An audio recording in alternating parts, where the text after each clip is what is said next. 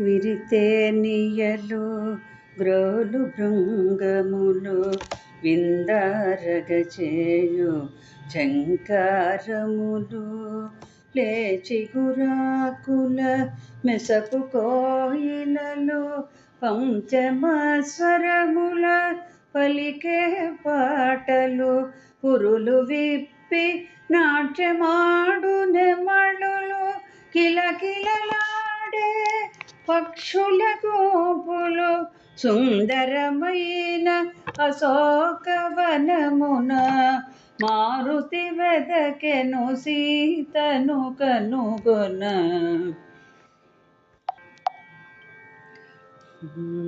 కపికిశోరుడు కొమ్మ కొమ్మను ఊపుచూగుచు దూకసాగెను. పువ్వులు రాలెను, తీవెలు తెగెను, ఆకులు కొమ్మలు నేలపై పడెను. పూలు పైరాల పవన కుమారుడు పుష్పరథము వలె వనమున తోచెడు. సుందరమైన అశోకవనమున మారుతి వెదకెను సీతను కనుగొన.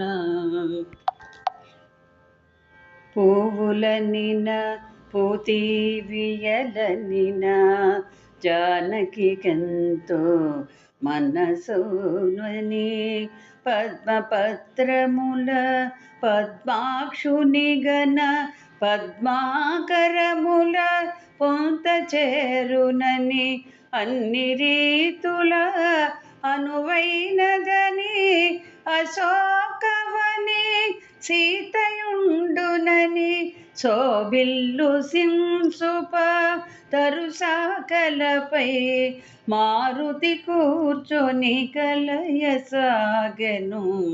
శ్రీ హనుమాను గురుదేవులు నాయద పలికిన సీతారామ కథ నే పలికెద సీతారామ కథ.